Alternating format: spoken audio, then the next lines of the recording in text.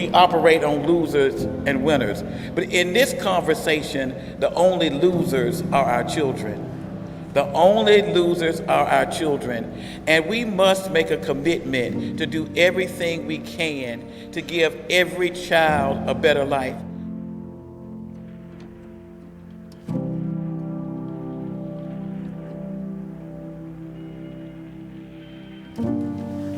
Start by just telling me this. Give me a little bit about the backstory. What exactly happened with you in gun violence? You mean the day my son got killed? Well, to begin with, I'm sitting here today because I lost my 20-year-old daughter to gun violence March 6, 2022. Okay, my son's name was Sean Elliott Mitchell Jr. He was killed in High Point, March 10th, 2019. Got out the car and the sheriff met me. He identified myself again and he said, regretfully, I have to tell you that your son was killed. 2:30 this morning. My son died on September the 16th, 2016, on 9th and Graham. They followed him down 52 and they shot more than a dozen rounds into my daughter's car.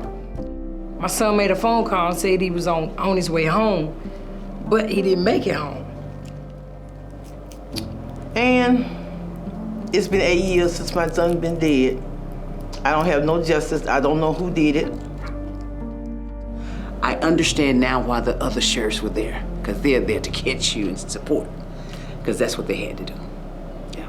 So my son was killed at 23 years of age. He was gang affiliated, and that was the last night of his life.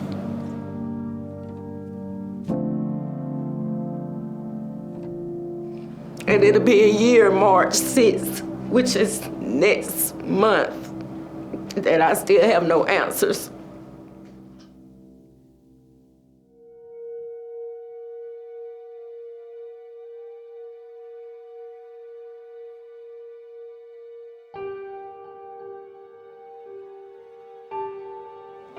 So the only thing I was hearing was a lot of noise in the background, and they were saying, my daughter was telling me, "Mom, fat boy got shot." And I'm like, what?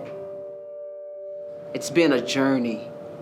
It has been a tough journey. I mean, it was just a circus. And you still don't have justice, and that's something that I have to live with every day, every day.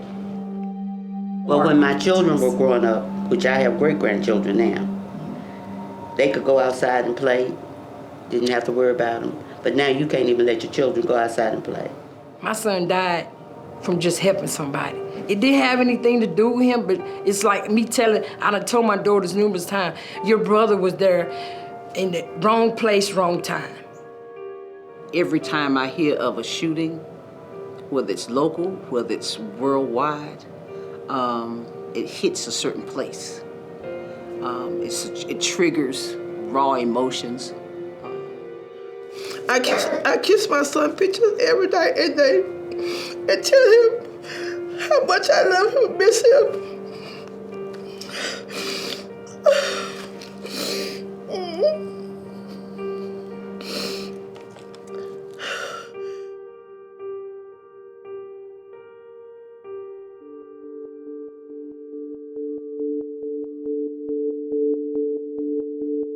They're not loving themselves. If you love yourself, guess what? You're gonna think about, if I do this, what's gonna happen to me? If you love you, you're gonna think this out. If I do this, I'm going to prison for 15 years. Junior was a good fella. He loved children. He loved animals. And even though in the street he was who he was, when he came home, he was June.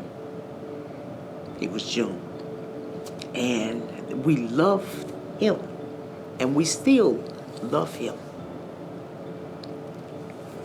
That's what I want him to know. Some people's circumstances are harsher than mine, some are better. you know, but it's never easy to bury a child. And I just want to say that I support all grieving mothers. I look at this. Every time these officers, firemen, ambulance attendants, whoever, whenever they leave their home, they're walking in a fire of danger. And I'm not saying everybody's perfect, because we're not. But I will say this, together we'll stand. And so every time I hear that, my heart hurts, aches for that family. It aches for that parent, that mother, that father, those siblings, because I know very well what they're going through. You know, I just thank God I'm still standing, that I can speak for my son and speak up for my son, because he's not here to do it.